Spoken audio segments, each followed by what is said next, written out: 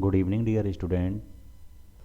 Last class किसी technical issue के कारण बहुत छोटी बन पाई थी, जिसमें हमने 13.2 के क्वेश्चन 6 तक हम हल कर पाए थे। तो चलते हैं अब नेक्स्ट क्वेश्चन की तरफ, which is question number 7। According to this question, probability of event A is equal to 1 by 2 and probability of union of event A and B is equal to 1 upon 5 and probability of B is equal to P। ये आपको क्या है, ये सारी चीज़ें given हैं। ये according to question we find out the value of P if both events are mutually exclusive। तो जैसा कि हम जानते हैं कि कोई भी दो इवेंट यदि म्यूचुअली एक्सक्लूसिव हैं तो क्या होता है बेटा, वो उनका इंटरसेक्शन जो होता है, if A and B are mutually exclusive then intersection of both event is equal to क्या होता है, फाई। इट मीन्स एम्प्टी होता है। क्लियर है?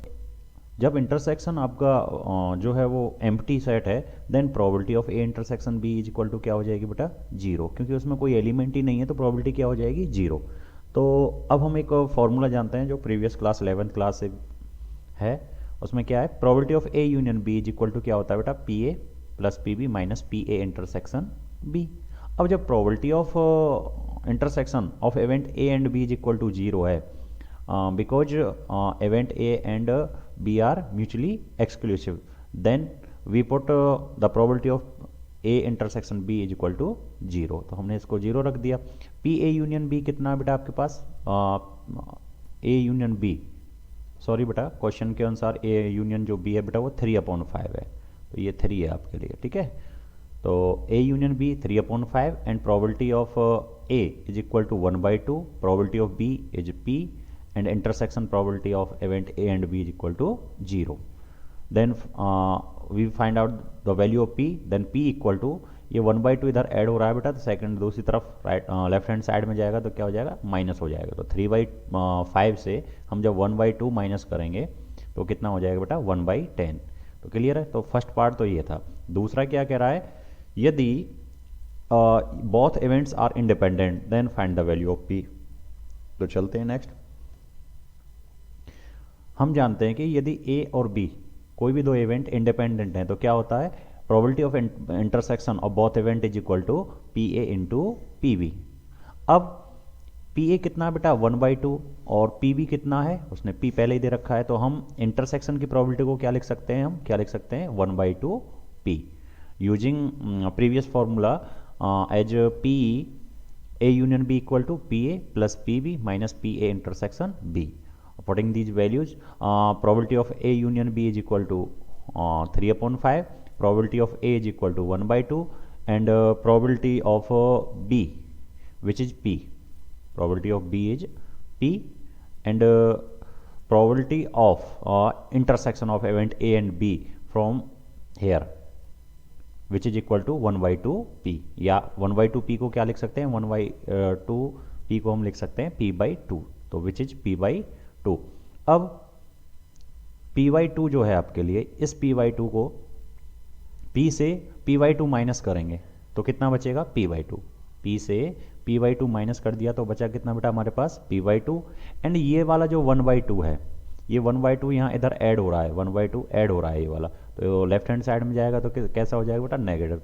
तो क्या माइनस कर देंगे इसे, 3/5 से हमने क्या कर दिया, माइनस, तो हमें क्या मिला, हमको मिलेगा बेटा 1/5। और जो ये P/2 जो नीचे वाला P/2 है, ये कितना हो जाएगा, इधर मल्टीप्लाई कर देगा, तो 1/2 में, सॉरी 1/10 में 2 से मल्टीप्लाई करेंगे तो कितना आ जाएगा, 1/5। इसे यहाँ भी देख लेते हैं, 3/5 is equal to 1/2 plus P minus 1/2, इसमें सॉरी 1/2 P, तो P में से 1/2 P माइनस कर दिया तो P/2 बचेगा।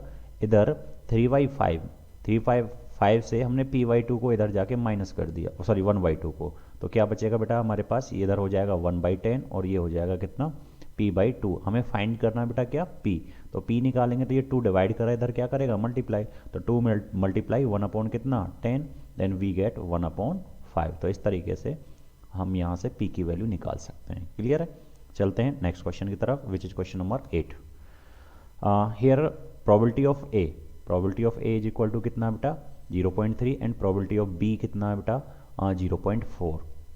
ठीक है, अब आपको ये सारी चीज़ें निकालनी है, लेकिन यहाँ कंडीशन क्या दे रखी है, if A and event B are कैसे हैं, इंडिपेंडेंट। क्लियर है, ये इंडिपेंडेंट इवेंट हैं, तब हमें सबसे पहला क्या निकालना है, इंटरसेक्शन। यदि हम जानते हैं यदि कोई भी दो इवेंट इंडिपेंडेंट हैं तो P intersection probability of event A intersection B is equal to क्या होती है बेटा, P A into P B. तो इंटरसेक्शन की प्रोबेबिलिटी हम यदि निकालेंगे तो पी ए कितना बेटा हमारे पास 0.3 और पी बी कितना बेटा 0.4। तो हमने ये वैल्यू यहाँ प्लेस कर दी, तो हमारे पास कितना आया, मल्टीप्लाई हो गए 0.12। क्लियर है। दूसरा, अब हमें यूनियन निकालना है। सेकंड जो पार्ट है बेटा वो क्या है, यूनियन। तो यूनियन के लिए हम फॉर्मूला अच्छी तरीके से जानते हैं, क्या, probability of A union B is equal to P A plus P B minus P A intersection B. तो हम क्या करते हैं, इनकी वैल्यू रखते हैं। तो यूनियन ही रहेगा। पी ए वैल्यू कितनी थी बेटा 0.3 और पी बी वैल्यू कितना 0.4 माइनस इंटरसेक्शन कितना था, ये हम पहले ही निकाल चुके हैं फर्स्ट पार्ट में, विच इज 0.12। तो सॉल्विंग दिस वी गेट 0.58। ठीक है। थर्ड पार्ट जो है बेटा आपका वो क्या है, P A oblique B, it means conditional probability of A when event B has already occur. तो इस केस में हम क्या करेंगे बेटा, हम जानते हैं कि प्रोबेबिलिटी कंडीशनल प्रोबेबिलिटी का जो फॉर्मूला है क्या होता है, P A intersection B upon P B. Clear है। तो हमें सिर्फ वैल्यू रखनी है। तो पी ए इंटरसेक्शन बी कितना निकाल चुके हैं हम फर्स्ट पार्ट में 0.12 एंड प्रोबेबिलिटी ऑफ बी क्या क्वेश्चन में हमें दी हुई थी बेटा 0.4। तो हमने डिवाइड किया तो कितना आ जाएगा बेटा 0.3। तो ये थर्ड पार्ट का आंसर था। ठीक है। सिमिलरली फोर्थ पार्ट को भी हम इसी तरीके से सॉल्व कर सकते हैं। यहाँ भी हमें कंडीशनल प्रोबेबिलिटी ऑफ बी निकालनी है when event A has already occurred, then this formula will be P A intersection B upon P A intersection which is 0.12 upon PA is 0.3 which is equal to 0.4। Clear है। तो आशा करता हूँ कि ये question आपके समझ में आए होंगे। नेक्स्ट क्वेश्चन की तरफ चलते हैं विच इज क्वेश्चन नंबर 9। तो इस क्वेश्चन में बेटा क्या गिवन है आपको, इस क्वेश्चन में हमें दे रखा है जो पी ए है बेटा, probability of A is equal to कितना है 1/4 एंड पी बी जो है बेटा वो क्या है is equal to 1/2 and probability of intersection of event A and B, clear है, which is equal to 1/8। now we find probability of A naught या not A naught and it means intersection B naught which is equal to probability of not A union B। ठीक है। और this may be as 1 minus P A union B. और formula of probability of A union B is equal to कितना होता है बेटा 1 minus, ये होता है फॉर्मूला आपका P A plus P B minus P A intersection B. Clear है।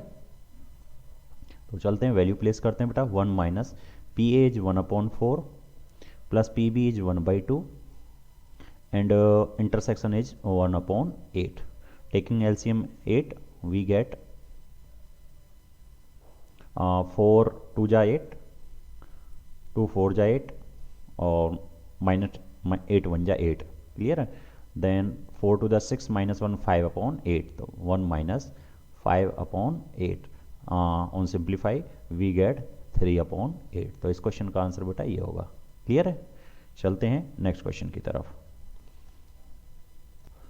In this question given that probability of A is equal to कितना बेटा 1/2 and probability of B कितना दे रखा बेटा आपको 7/12। और एक और चीज़ दे रखी है probability of A naught और B naught, it means probability of A naught या not A union B naught, union और means union। तो which is equal to कितना दे रखा बेटा 1/4। आपको पता होना चाहिए ये किसके बराबर होता है बेटा, ये probability of A intersection B complete knot। Clear है। It means which is equal to 1/4। और इसे क्या लिख सकते हैं बेटा 1 minus P A intersection B which is equal to कितना बेटा 1/4।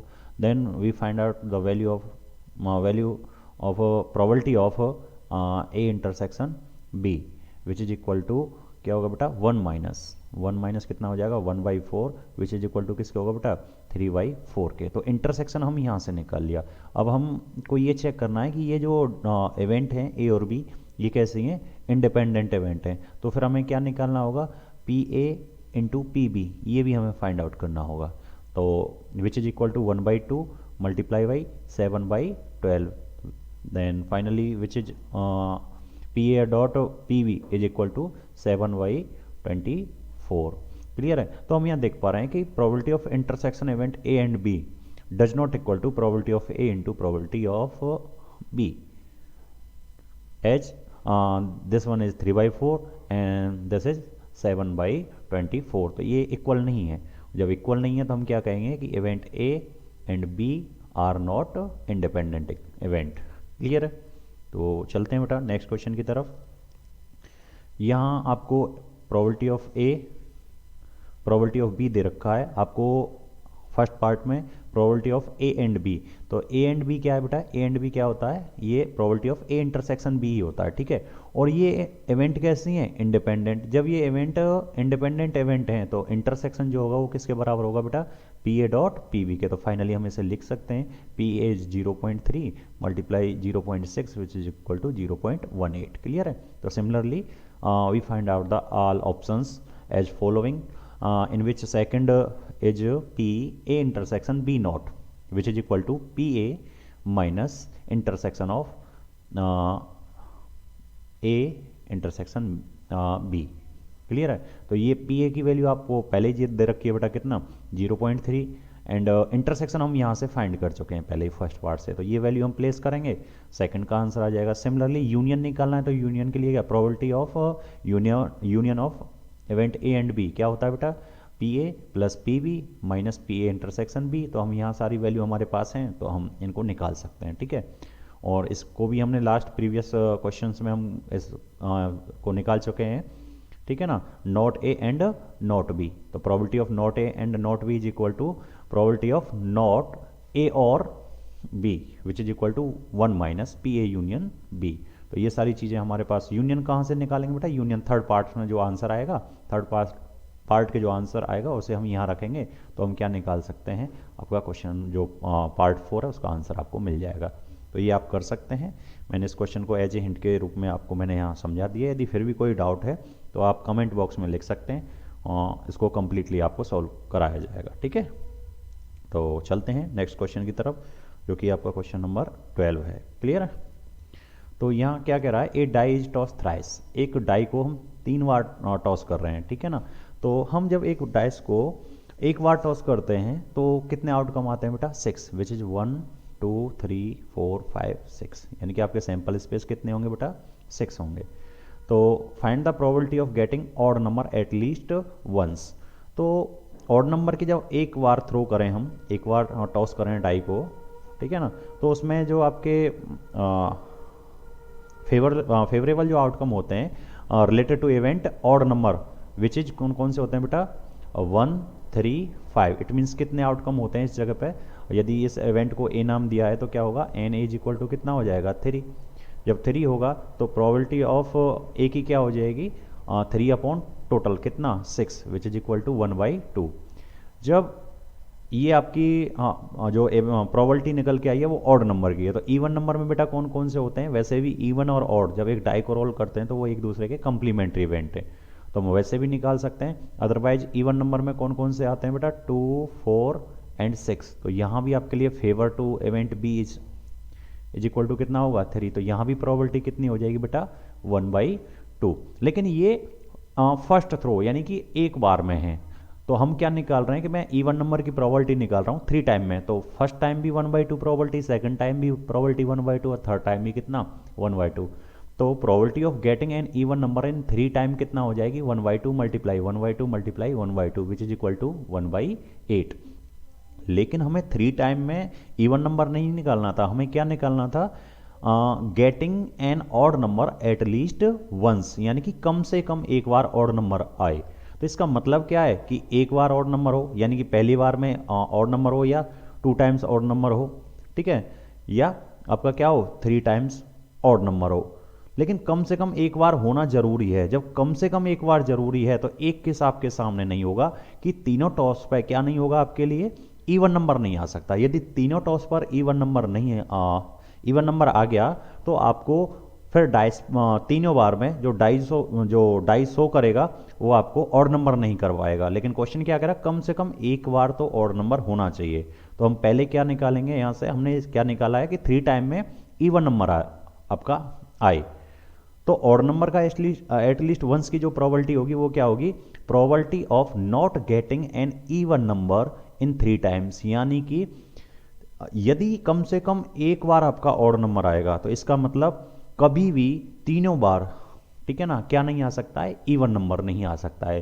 तो नहीं आने की निकालनी है, 3 टाइम्स में इवन नंबर नहीं आने की निकालनी है, तो क्या करेंगे, 1 माइनस कर देंगे। तो 1 माइनस क्या कर देंगे, probability of getting an even number in 3 times. और 3 टाइम्स में हमें इवन नंबर की जो प्रोबेबिलिटी जो निकाली थी वो कितनी थी बेटा, 1/8। तो हमने क्या किया, 1 माइनस 1/8, क्लियर है, विच इज इक्वल टू 7/8। तो इसका जो आंसर है वो ये होगा। आशा करता हूँ समझ में आया होगा, ठीक है। तो चलते हैं नेक्स्ट क्वेश्चन की तरफ, विच इज क्वेश्चन नंबर 14। मैंने बीच में से कुछ एक या दो क्वेश्चन जो आपके लिए छोड़े हैं बेटा, वो आपको एज ए होमवर्क समझिए, उनको आप करने की कोशिश करें। यदि फिर भी किसी भी क्वेश्चन में आपको डाउट आता है तो आप कमेंट बॉक्स में लिख दें, आपको उन सभी का सॉल्यूशन प्रोवाइड कराया जाएगा, ठीक है। तो फिलहाल हम क्वेश्चन नंबर 14 को सॉल्व करते हैं। यहाँ क्या कह रहा है, probability of solving a specific problem, कोई एक प्रॉब्लम है और बाई ए एंड बी, ए और बी के द्वारा सॉल्व करने की, इंडिपेंडेंटली ए और बी के द्वारा सॉल्व करने की जो प्रोबेबिलिटी है वो कितनी कितनी दे रखी है बेटा। प्रॉब्लम जो है वो ए द्वारा सॉल्व होगी, उसकी प्रोबेबिलिटी 1/2 है। प्रॉब्लम जो बी द्वारा सॉल्व होगी बेटा उसकी कितनी है, 1/3। अब ए और बी दोनों के दोनों कैसे हैं, इंडिपेंडेंटली, ठीक है, यानी इंडिपेंडेंट है। तो इसका मतलब हम जानते हैं यदि दो इवेंट यदि इंडिपेंडेंट हैं तो इसका मतलब क्या होगा, इंटरसेक्शन इज इक्वल टू क्या होगा, P A into P B, clear है। लेकिन पी ए कितना है बेटा, 1/2, और पी बी कितना है आपके पास, 1/3। तो विच इज इक्वल टू कितना हो जाएगा, 1/6। यानी कि probability of intersection of event A and B is equal to कितनी हो जाएगी, 1/6। अब प्रोबेबिलिटी मैं निकाल रहा हूं ए नॉट का मतलब problem is not solve by A के द्वारा सॉल्व नहीं हो रही है, तो उसके लिए क्या होगा, 1 माइनस पी ए, क्योंकि P A and P A not कैसी होती हैं बेटा, कंप्लीमेंट्री इवेंट होती हैं, ठीक है। तो सिमिलरली पी बी नॉट भी क्या निकलेगा बेटा, 1 minus 1/3 which is equal to कितना हो जाएगा, 2/3, ठीक है। अब फर्स्ट पार्ट सॉल्व करते हैं। प्रॉब्लम इज सॉल्व, इसका मतलब problem is either solve by A, या तो उसे सॉल्व ए करे या फिर क्या करे, बी करे, ठीक है ना, ए करे या बी करे। तो इसे क्या लिखा जाएगा, ए और बी, यानी कि प्रॉब्लम इज सॉल्व बाई ए और बी। ए और बी का मतलब क्या हो गया बेटा, ए यूनियन बी। तो हमें यहाँ फाइंड जो करना होगा, क्या निकालना होगा, पी ए यूनियन बी। और हम अच्छी तरीके से जानते हैं कि पी ए यूनियन बी क्या होता है, P A plus P B minus P A intersection B. तो हमने पी ए की वैल्यू रखी विच इज 1/2, ठीक है, और पी बी की वैल्यू बेटा कितना है, 1/3, एंड इंटरसेक्शन की वैल्यू हमने यहाँ से निकाली है, ये लिखा हुआ है इंटरसेक्शन की वैल्यू हमने यहाँ से निकाली है, विच इज कितना है, 1/6। तो हम इन्हें सॉल्व करेंगे तो कितना आएगा बेटा, 1/2 प्लस 1/3 माइनस 1/6, इनको सॉल्व करेंगे तो कितना आएगा बेटा, 4/6। और 4/6 को सिंप्लीफाई करके हम कितना मिलेगा हमको, 2/3, ठीक है ना। तो ये इसका फर्स्ट पार्ट था। अब सेकंड पार्ट की तरफ चल रहे हैं, ठीक है। तो सेकंड पार्ट क्या कह रहा है, एग्जैक्टली वन ऑफ देम। अब क्या कह रहा है, उनमें से कोई एक सॉल्व करे। वहां क्या था, या तो ए करे या बी करे, हो सकता है दोनों के दोनों भी कर सकते हैं, ठीक है। लेकिन यहां क्या, लेकिन इंडिपेंडेंट हैं, तो फिर तो उस कंडीशन में आपका क्या होगा कि probability of A and B is equal to क्या होगी, P A into P B के। लेकिन यहां कह रहा है exactly one of them solve the problem. यदि उनमें से कोई एक करेगा तो इसका मतलब क्या, या तो ए करेगा तो फिर कौन नहीं करेगा, B. It means that is either problem is solve by A, या तो उसे सॉल्व ए करेगा फिर बी नहीं करेगा, वाइस वर्सा मीन्स इसका मतलब या तो बी करेगा फिर ए नहीं करेगा। सेकंड पार्ट में क्या कह रहा है, प्रॉब्लम ए के द्वारा सॉल्व हो जाए, ए सॉल्व करे, यदि प्रॉब्लम ए सॉल्व करे तो फिर बी उसे सॉल्व नहीं करेगा, या फिर बी सॉल्व यदि प्रॉब्लम करता है, अब प्रॉब्लम को बी सॉल्व कर देता है तो फिर कौन नहीं करे, आपका ए उस प्रॉब्लम को सॉल्व नहीं करे। तो यहाँ ये दो कंडीशन होंगे। तो यहाँ पे जो प्रॉब्लम सॉल्व हो इसकी प्रोबेबिलिटी क्या होगी, which is equal to probability A solve करे बी ना करे, ठीक है, या फिर ए ना करे, बी उसे सॉल्व कर दे। क्लियर है? तो अब ये सारी चीज़ हम पहले ही निकाल चुके हैं। पी ए की हमें प्रोबेबिलिटी कितना दी थी बेटा 1/2, और पी बी नॉट जो था वो हम कितना निकाल चुके थे, हम पी बी नॉट हम यहाँ से निकाल चुके हैं। पी बी नॉट कितना बेटा 2/3। क्लियर है? तो ये आपका 2/3 यहाँ रखा हुआ है, प्लस पी ए नॉट भी कितना था बेटा आपके लिए, ए नॉट था आपके लिए, ए नॉट भी 1/2 था। तो ए नॉट कितना है, ये 1/2 है, और पी बी कितना है बेटा 1/3, ये क्वेश्चन में दिया हुआ है। तो इनको हम जब हम सॉल्व करेंगे तो यहाँ 2 से 2 कैंसिल हो जाएगा, कितना बचेगा 1/3, और ये कितना हो जाएगा 1/6, and 1/3 plus 1/6 is equal to क्या होगा बेटा 3/6, और 3/6 क्या क्या होगा आपके लिए बेटा, जिसे कैंसिल करके 3/6 को हम क्या कर सकते हैं 1/2। क्लियर है? तो इस क्वेश्चन का आंसर हो जाएगा आपके लिए ये। ठीक है? तो ये 3/6 होगा, और इसे हम कितना लिख सकते हैं सॉल्व करके 1/2। क्लियर है? तो ये आपका ये क्वेश्चन कंप्लीट होता है। ठीक है? क्वेश्चन 7 जो है बेटा वो आपका ऑब्जेक्टिव क्वेश्चन है, तो इसे देख लेते हैं। ये क्या कह रहा था कि आपको पेयर ऑफ डाइस यदि आप रोल करोगे, पेयर ऑफ डाइस यदि रोल करोगे तो आपके सैंपल स्पेस बेटा कितने होते हैं, वो आपके टोटल कितने होते हैं 36। कौन कौन से बेटा 1 1 1 2 1 3 एच सो ऑन, इस तरीके से ही चलेंगे बेटा। कितना हो जाएगा 6 6। हम अच्छी तरीके से 10th क्लास से ही पढ़ते हुए आ रहे हैं, तो कितने होंगे बेटा 36। लेकिन ये कह रहा है कि हमें जो प्रोबेबिलिटी निकालनी है वो किसकी निकालनी है, even prime number on the each dice, दोनों डाइस पर इवन प्राइम नंबर। तो हम जानते हैं कि इवन प्राइम नंबर कौन है हमारे लिए, डाइस पर जो नंबर्स जो आते हैं उनमें से इवन प्राइम नंबर कौन होता है, इवन प्राइम नंबर जो है बेटा आपके पास सिर्फ 2 है। अब वो यूँ कर रहा है ईच डाइस, दोनों डाइस पर 2 आना चाहिए, इसका मतलब पहले पे भी 2 आना चाहिए और दूसरे पे भी 2 आना चाहिए। तो इस इवन प्राइम नंबर की यदि इवेंट को मैं ई नाम दे दूं, ई से डिनोट कर दूं, तो ई के एलिमेंट सिर्फ कितने बनेंगे, only 2 2, which is equal to कितना होगा 1। क्लियर है ना? तो टोटल सैंपल स्पेस में even prime number on each dice जो ये बनेगा, ये आपके लिए बेटा इसके लिए जो एलिमेंट बनेगा वो सिर्फ कौन बनेगा 2, विच इज 1। ओनली एक ही एलिमेंट ऐसा होगा जो इवन प्राइम नंबर को शो करेगा ऑन ईच डाइस पर। तो इसकी प्रोबेबिलिटी क्या हो जाएगी, तो प्रोबेबिलिटी ऑफ हम जो ई निकालेंगे वो is equal to favour NE upon NS, यानी कि sample space which is equal to 1/36। तो इस क्वेश्चन का आंसर हो जाएगा ये। ठीक है? तो चलिए बेटा इस क्वेश्चन को सॉल्व करते हैं, जो कि क्वेश्चन नंबर 18 है। यहाँ आपको क्या दे रखा है, जो इवेंट ए है, इवेंट ए एंड जो बी है वो क्या है, बी इंडिपेंडेंट। यदि ये इंडिपेंडेंट होंगी तो ध्यान रखना, सबसे पहले इंडिपेंडेंट की जो कंडीशन होती है बेटा वो क्या होती है, उनका इंटरसेक्शन होता है वो किसके बराबर होता है, PA डॉट PB के। क्लियर है? तो यहाँ कई सारी कंडीशन होती हैं। तो यदि मैं कहूँ कि A not intersection B not यदि आपके पास है, तो वो A और B यदि आपकी इंडिपेंडेंट हैं तो A नॉट B नॉट भी इंडिपेंडेंट होती हैं। It means PA not dot PB not के क्या रहेगा बेटा, ये इक्वल रहेगा। ठीक है ना? और आपका इसी तरीके से मैं कहूँ कि probability of A not intersection B, ये क्या होगा, तो ये भी इंडिपेंडेंट होती हैं। ठीक है ना?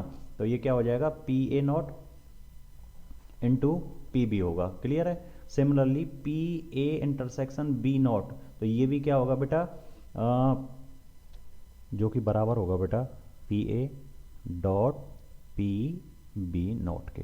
तो ध्यान रखना, जो यदि इवेंट A और B इंडिपेंडेंट हैं तो ये सभी कंडीशन आपकी क्या होती हैं, फॉलो होती हैं। ठीक है ना? तो यहाँ मैं इस सेकंड वाले पार्ट से लेके चलूँ तो सेकंड पार्ट से क्या मिल रहा है मेरे को, PA not intersection B not is equal to क्या बेटा, PA not into PB not. Clear है? तो इस इंटरसेक्शन को ही मैं इस तरीके से डिनोट करता हूँ A not B not. Clear है? Which is equal to A not को क्या लिख सकता हूँ 1 माइनस PA। क्लियर है? और ऐसे ही बेटा B नॉट को क्या लिख सकता हूँ 1 माइनस PB। क्लियर है? तो यहाँ हम देख पा रहे हैं कि जो आपका ऑप्शन B है वो क्या है, करेक्ट होगा। क्लियर है? तो यहाँ ऑप्शन जो मैच हो रहा है वो क्या है, ऑप्शन B इज करेक्ट। ठीक है? तो आज की क्लास को यहीं एंड करते हैं। ठीक है? धन्यवाद।